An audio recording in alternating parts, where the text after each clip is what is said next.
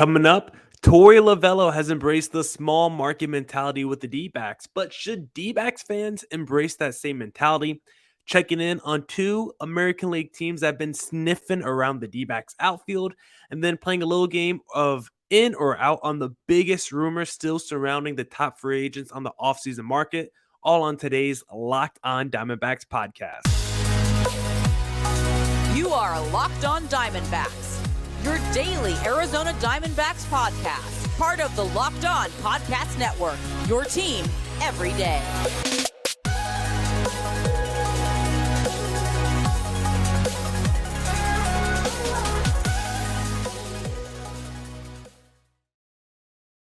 Welcome into the Locked On Diamondbacks podcast, part of the Locked On Podcast Network, your team every day. You're listening to who? The always charismatic host of this podcast, Millard Thomas. I'm a multimedia journalist and I'm a graphic designer, so please go check out my website, millardthomas24.myportfolio.com.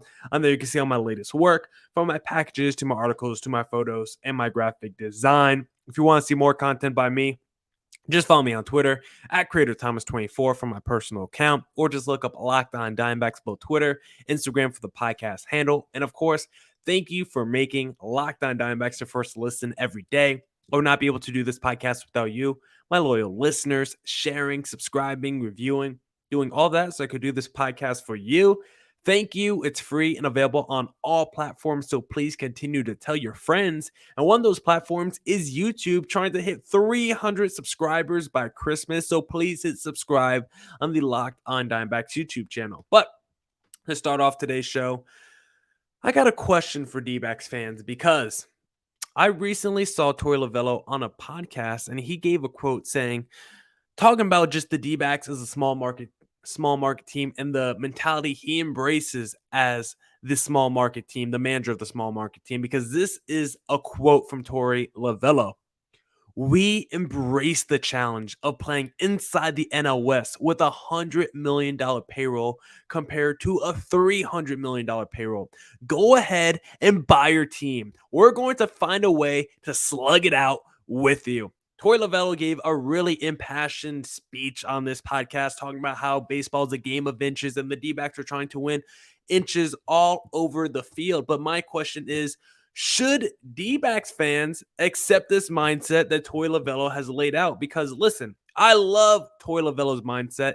He should have this mindset. He should be instilling this mindset in his players, because guess what? The D-backs do go out there and operate like a small market team. Torey Lovello's playing, he's not, fluffing the story. I'm trying to think of the perfect word for it, but he's not trying to fluff the story. He's giving you straight, cold, hard facts. But as a D-backs fan, should we embrace the mentality of a Torey Lovello and say, hey, it's okay that we got a $100 million payroll going against a $300 million payroll? Should we accept that as a fact, D-backs fans? Because I believe the simple answer is no. If you're telling me the D-backs are being picky this offseason, and it's why they're being so conservative with their money, because they want to choose their targets, specifically, cautiously, then I can accept that, because I don't want another Madison Bumgarner situation, right? That guy is anchoring the payroll in a bad way right now. And maybe we shouldn't be the team that hands out 11-year deals to players. I would love a Xander Bogaerts on this team, but maybe the D-backs aren't the right team to hand out an 11-year contract. And guess what? Really, how big of needle movers are the Christian Vazquez's and the Sean Murphys of the world? Are we that mad that the D-backs didn't go out there and pull the trigger on those deals? It does seem like the D-backs have an offseason plan in place from what we've seen so far, because listen, they've checked in on the value of some of those top targets like the Xander Bogaerts, even though we all know they weren't that serious and weren't going to pony up the money for those players. They did sniff around the catcher market, right? The Sean Murphys and the Christian Vazquez's, as we've discussed the past week. They have been very intent on adding more righties to this lineup, right? Maybe at third base, maybe just DH. They went out there and traded for 2020 American League Rookie of the Year, Kyle Lewis, and all they gave up was a Cooper Hummel. I don't care what anyone says about his knees. I don't care if this man needs a wheelchair to first base. You give up Cooper Hummel for a Rookie of the Year, it's a fleece. Now, that's the end of my tangent. And of course, the D-backs have been intent on bringing in high velocity relievers this offseason. So there's clearly a plan and a philosophy in place this offseason from Mike Hazen in the front office. So if the D-backs are trying to be smart and spend money wisely, I could accept the lack of action for those reasons. But we know the real reason why the D-backs aren't pulling the trigger. It's not because they're trying to be smart and conservative and spend money and just pick out the targets that they really want to go after. It's because the D-backs ownership is cheap. Once again, I tell this to anybody who listens, mostly Locked On D-backs listeners, because they listen to me the most. There is no such thing as a small market team. There's only cheap owners, at least in baseball. If you're talking basketball or football, I won't argue the small market team, but in baseball, where there's no salary cap, yeah, the luxury tax is like a pseudo salary cap, but in baseball, more than any other sport, if you have an owner willing to spend money, you can bring mega free agents in the door. You look at the Mets pre-Stephen Cohen when they had the Wilpons and they were dirt poor and begging for money from the league, they were getting no free agents. But now you can say, you know what? They are New York. Of course, it's going to be easy to get free agents once they get Stephen Cohen. That is true. But guess what? The San Diego Padres, once they changed their philosophy, they were going out there and signing the Manny Machados of the world, right? Padres were a small market team. That is San Diego. Okay, I get you there too. But look at this past offseason. We had Carlos Correa. Obviously, it was only a one-year deal now, but he wasn't afraid to sign with the Minnesota Twins, a small market team, as long as he got that bag. Most of these MLB stars don't care about where they're playing. They just care about getting the bag. Giancarlo Stanton was willing to stay with the Marlins over a decade just because the Marlins were giving him a bag. And yes, Miami is a nice city to live in, but the Miami Marlins as a franchise haven't spent money like a big market team. Like, these players don't care where they play. They just care about who's giving them the most money. Now, there are exceptions to the rule because it seems like Aaron Judge cared about the legacy over the money. But guess what? He was going back to the Yankees. So I think it makes sense in that scenario. I don't need the D-backs to spend money like the Padres or Mets. But guess what? The D-backs are under the league average when it comes to payroll heading into next season. And guess what? Every other team in the NL West is outspending the D-backs. Currently, the D-backs have the lowest payroll in the NL West heading into next season. Torey Lovullo talked about stacking up $100 million payroll against a $300 million payroll. I'm guessing he's referring to the Padres or Dodgers. But guess what, Torey? As it currently stands, D-backs payroll heading into next season is only $60 million. Only about half of what you thought the hypothetical payroll even was. You thought $100 million was low? Cut that in half, because that's basically what the D-backs are working with. And if you look at who the D-backs have actually signed this offseason from the free agent pool, it's only Miguel Castro. Like, the D-backs have pulled off a couple of trades. They picked off dudes from the waiver wire. But in terms of MLB free agents that they've actually signed, it's just Miguel Castro for like a 1 year, $3.5 million deal. So it's not like I want the D-backs to go out there and spend long-term money on bad investments. Like, I would not be happy if they gave Dansby Swanson a 10-year deal. I would not have been happy if they gave Brandon Nimmo that super fat mega deal that the Mets gave him. But why not spend money on some of these quality relievers that we've seen get signed with the Chris Martins of the world, or even a Kenley Jansen would have been quality. Like, he's still a big strikeout artist, even though he does make me nervous when he's on the mound sometimes. Why not see if you could pull off a Carlos Correa deal like the Minnesota Twins? We give a star a fat deal on a very short contract with a bunch of opt-outs. Why not pull the trigger already on an Evan Longoria or Justin Turner? Like, the D-backs history has showed us that they know how to overspend on starting pitchers when you look at the Madison Bumgarners and the Zach Greinke's of the world. But why not actually try spending on a quality position player like the 2022 MVP Paul Goldschmidt? Like, that guy should have never left the building. Listen, the D-backs are in a great place with their young core that is slowly blossoming, and I believe will blossom into a playoff contender. But why not add some real pieces that will help speed up the process without breaking the bank? The D-backs will always be a small market team as long as their owner has a small market mentality, and that will always be an anchor holding this D-backs franchise back. Now, if you want to bet on the D-backs, breaking past all barriers, all walls, and making the postseason in 2023, then the best place to place that futures bet on the Dbacks wildcard hopes or better in 2023 is betonline.net, because betonline.net is your number one source. Hold on, let me put my little overlay on for my YouTube audience, because betonline.net is your number one source for sports betting info, stats, news, and analysis. When I wake up on Sunday mornings before the NFL slate of games and I go to betonline.net, I'm always looking at the New Orleans Saints. I'm saying, hey, Chris Olave, give me the over on his yards, give me the over on his catches. And sometimes it hits, sometimes it doesn't, but I always got to sprinkle a little money on a parlay for my Saints. Get the latest odds and trends for every professional and amateur league out there, from pro football to college bowl season to basketball and World Cup. We've got it all at betonline.net. And if you love sports podcasts, you can find those at Betonline as well. We're always the fastest and easiest way to get your betting info in. Head to the website today or use your mobile device to learn more. BetOnline, where the game starts. All right. Let's get back into the podcast. And let's discuss the two American League teams that have been sniffing around the Dbacks outfield this offseason, because it feels like every week I see a new report, a new rumor of a team that's in desperate need of offense, desperate need of defense in their outfield, and they're calling the Dbacks for a Corbin Carroll. Then once Mike Hazen tells them, listen, Corbin Carroll off limits, then they drop down. They say, how about Daulton, Varsho, Alec Thomas, or Jake McCarthy? And then the discussions begin. And now we got two new teams entering the fold.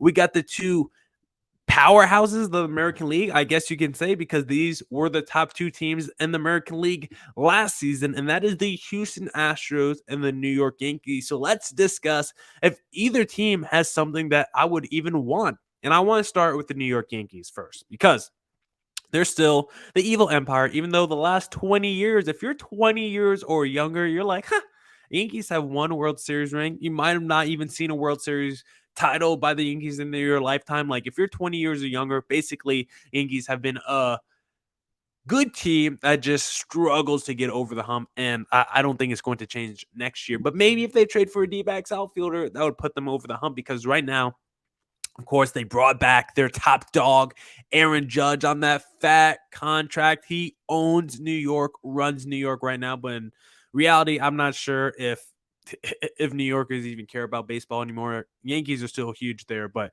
Judge is definitely not. He doesn't seem as big as the NFL or the NBA stars right now in New York, but that's a discussion for another day. Harrison Bader is their center fielder, and so the Yankees really could use a left fielder, and specifically they could use a lefty left fielder, because they need more lefties in their lineup. And the D-backs have a whole bunch of lefty outfielders. The Yankees seem to prefer Daulton Varsho over Alec Thomas, which is going to be a common sentiment you hear a lot when you look at these reports of a team interested in the D-backs outfield, just because Daulton Varsho has shown so much more and has so much great ability and talent already oozing out, already had a borderline breakout season, while Thomas still has a lot to work on and a little bit younger too, a little bit more raw. Varsho a little bit more there as a prospect and talent already. So I'm not surprised to see why teams are preferring Daulton Varsho over Alec Thomas. But the question is, what would I want back from a New York Yankees if I was to give up a Daulton Varsho? Well, I think if there was any discussions that involved a Daulton Varsho going to the New York Yankees, then in return, I need the first name that I hear needs to be Nestor Cortez. Nasty Nestor. I'm not gonna go into the other nickname that I heard via the broadcast, because you can go look that up if you want. Go type in the controversial nickname that the broadcaster gave Nestor Cortez, because I'm not going to say it on this podcast because I will get in trouble. But Nestor Cortez, I'm trading Daulton Varsho. I need to get him back in the deal. Otherwise, there's no discussions going on. If I move at Alec Thomas, so I'm always more inclined to move, I'm way higher on a Daulton Varsho than Alec Thomas. So if I'm more inclined to use Alec Thomas in a trade discussion. I had to check my phone real quick because I'm currently working at the same time doing graphics for the Coyotes game. So if I'm more inclined to move in Alec Thomas, which personally I am, I think Daulton Varsho has a higher ceiling, then I would want a combination of those Yankees relievers from a Clay Holmes, a Clark Schmidt, a Michael King, and a Jonathan Laziga. Give me two of those four, and you might have a deal for an Alec Thomas. But at the end of the day, I don't love any of these trade packages, and reports are that Mike Hazen has been asking for the moon when he does these discussions for the Dbacks outfield. Reports are he's asking for like the top prospect from every organization, which I love to see. I think Mike Hazen mostly just wants to see what value these guys have on the market, twist the arms of these opposing teams, don't really do a realistic deal. And if you can get someone to bite, then you might do it if you could get back a top prospect. So for the Yankees, I don't love any deal. If I could get Nestor Cortez back, I would think about it. But in reality, I'm probably just hanging up on the New York Yankees. And I'm looking elsewhere. And maybe elsewhere is the Houston Astros, because the Astros are also a team that's looking for an outfielder. They have Michael Brantley as a free agent, and their other outfielders outside of Kyle Tucker aren't exactly roadblocks if a D-backs outfielder was to go over there. And I think both of these teams, the Yankees and Astros, both interested in the D-backs outfield, makes it an interesting arms race, and maybe that drives up the bidding of one of these D-backs outfielders. So we'll have to see and wait on that. But like the New York Yankees, the Astros prefer a Daulton Varsho because they also need more lefties in their lineup, and both teams just absolutely love the defense that Daulton Varsho could bring. But when I look at the packages for Houston Astros, it does make me a little bit more excited, because if I were to trade a Daulton Varsho, but I got a Christian Javier or Luis Garcia back, I would not be too upset with that. I think that would be a pretty even and honest deal. I think both Christian Javier and Luis Garcia could be perfect number two mid-rotation starters. Low number twos, high end number threes, right behind a Zach Allen. Maybe they are just legit number two starters. So I would like either one of those guys in the D-backs rotation if we traded a Daulton Varsho. And if we traded Alec Thomas, then if we got a Jose Urquidy back, or maybe a Brian Abreu and some other pieces, I wouldn't mind that as well. But I do want to say I would be very cautious about making a deal with the Astros, because they absolutely fleece teams. Their internal scouting is so good that if they're trading someone away, it's probably for a good reason. Exhibit A, B, and C are all the former Astros prospects still just murking their way through the D-backs organization. We think about Seth Beard, JB Briskakis, and Corbin Martin. So I would be more inclined to make a deal with the Houston Astros because I like their starting pitchers and I like their packages better. But no matter what, I would be cautious because they are a very smart team. They are great at scouting, and they are also great at fleecing teams. Now, let's look at some off-season rumors dealing with the top free agents and play a little game of, oh yeah, I can see that, I believe it, or nah, I just don't think that can happen. And the first one I want to discuss is the Giants and Dansby Swanson, because there's some rumors that the Giants might be going all in on Dansby Swanson. And this is something that I could see happen. There might be some reports that the Giants could also be interested in Carlos Correa, but I think a Dansby Swanson would make a lot of sense. I've talked a lot about how I think Dansby Swanson is someone that I wouldn't want long-term on my team. He's someone that I don't think I would want to give a long-term contract to. I don't know if I trust his offensive profile going forward. He's a defensive wizard. He's been really good offensively the last couple of years, getting better, but I still don't know if I trust him as a long-term offensive piece. If it's like a 5-year deal, that I could get behind it. But if you're talking 8, 7, 8+ year deals for Dansby Swanson, I'm not a fan, but I could see him signing with the San Francisco Giants just because I feel like he has that Giants cloth. I don't know what it is, but I feel like he's the kind of player. He's like a hard-nosed kind of player, one of those dudes that grind, put their head down, and you never hear anything like controversial from Dansby Swanson. He's always positive. He's always talking about his teammates. So I think he would just kind of perfectly fit the Giants' personality and roster, just because they always go after guys who just seem to be like, quote unquote, good dudes who never really cause any controversy. They never really go after the dudes who are like big personalities, at least, in like recent history. I feel like they don't go after those guys. So for Dansby Swanson, I think he would fit the Giants' needs perfectly. I mean, they're looking for a shortstop. I wouldn't want to give Dansby Swanson a long-term deal, but you can't deny if he entered that Giants lineup, it would be a clear upgrade over who else is out there. Like Brandon Crawford is currently their starting shortstop, but he's old. I'm not even sure if he's going to be there next season, considering how he's really just old and starting to be in the decline. I think he will still be there next season under contract. I think he has one more year under contract. So maybe do Dansby Swanson at third and then Brandon Crawford at shortstop or vice versa. But Dansby Swanson is still a piece that you could build around over the next few years. Him with a Jock Peterson and a Mitch Haniger. Then you'll have something cooking in your lineup. Hopefully Mike Yastrzemski comes back around. They just signed Ross Stripling as well to go into that rotation, which is, I don't think has a high ceiling, but it is deep with the Alex Cobbs and the Del Scafanis of the world. And they got a couple other dudes. So I don't love the San Francisco Giants team, but I can't deny a Dansby Swanson signing would help out that roster, who I think is devoid of talent. And even if they sign Dansby Swanson, I still would consider the D-backs to be on the same tier as the San Francisco Giants, but that doesn't mean they shouldn't go out there and spend a whole lot of money on a guy who I wouldn't want to spend money on long term. Next, we got a couple of Carlos Correa rumors. How about Correa to the New York Mets? That seems to be a rumor that's heating up right now. And Correa to the Mets is just something that I can't see. It's not because I don't believe the Mets will spend the money, but it's kind of because I don't think the Mets will spend the money. I know the Mets have spent so much money this offseason. I know they love spending money. They spend money and they print money like they're the Federal Reserve or something like that. But do I believe they'll go out there and sign a Carlos Correa to play third base? Like, I just don't think that's very plausible. I don't think they'll go out there and spend another 35 to 40 million a year on a shortstop who is very good in the prime of his career under the age of 30, the right side of 30. But when you already have Francisco Lindor, do you want to commit that much money to two guys on the left side of your infield? I think I would want to trade like a Lindor if I signed a Carlos Correa. That would just be me personally.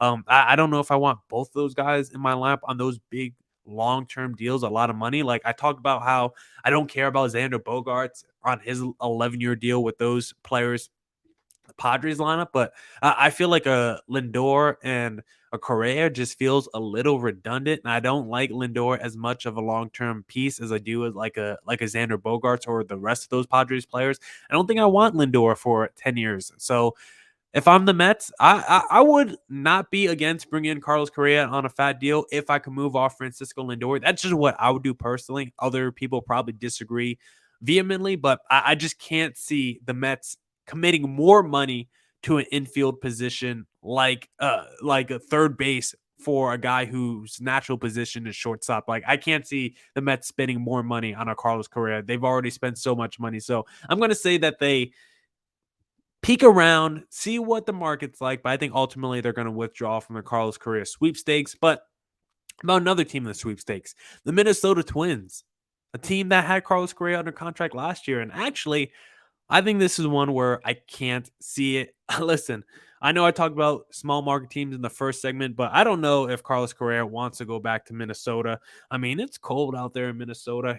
Maybe if they did offer him, the reports are the Twins did offer Carlos Correa a massive contract. If that's the case, I would not be surprised if Carlos Correa signed with the Minnesota Twins, because if they offered him like a 7-year deal, 8-year deal, 9-year deal, around $35 million a year, I would not be surprised if Carlos Correa takes it, but I think it's going to be a deal with still a lot of opt-out. So I could see us do this all again with the Minnesota Twins. So I think I might have said I can't see it, but I actually can see him going back to the Minnesota Twins. I do think it's possible. I don't think he wants to live in Minnesota, but if Minnesota says here's 8 years, 250, I don't even know what that averaged out to. If here's 8 years, 220, whatever 35 million a year is. Here's 8 years for 35 million a year, and you can opt out after your second or third year with us. Like, I think that could be a deal that entices Carlos Correa. He just comes back when he's age 29, age 30, and just does it all again. Like, that's what you should do as a Major League Baseball player. Sign these fat deals, do short-term opt-outs, or just sign short-term deals and get so much money up front and then opt out and do it all again. More players should take the Carlos Correa route. And then the last rumor I want to discuss is Carlos Rodon to the New York Yankees. And this is one that I can see because we know the Yankees have committed a lot of money to Aaron Judge, but outside of that, they haven't really done any moves outside of bringing back Brian Cashman, who just really is.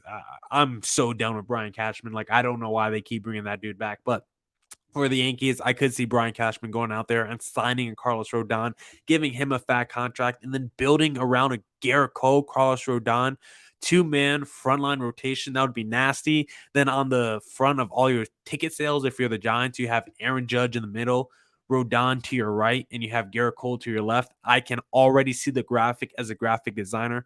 I could see the New York Yankees ponying up the money. Rodon is like 30 years old. I could see the Yankees going 5 to 7 years, around 28 to 32 million a year, because I think that's the kind of money that Rodon's going to command. And when you consider the New York Mets are out there just spending money willy-nilly, you can't let them take over New York. When you consider the Houston Astros basically have a runway to the World Series every single year, you got to stop them. So I would not be surprised, and I could definitely see the New York Yankees dropping a bag on Carlos Rodon. Now, that's it for this edition of the Locked On Diamondbacks podcast. Hope to have a crossover with Ben Caspick of Locked On Giants tomorrow, so be on the lookout for that. Thank you to everyone who tuned into today's podcast. Thank you for making Locked On Diamondbacks your first listen every day. Go make your second listen of the day. The Locked On Sports Today podcast, where you go behind the scenes and beyond the scoreboard with insights from our local experts, wherever you get your podcasts, on all streaming platforms and on YouTube. And as always, stay safe, stay healthy. Deuces.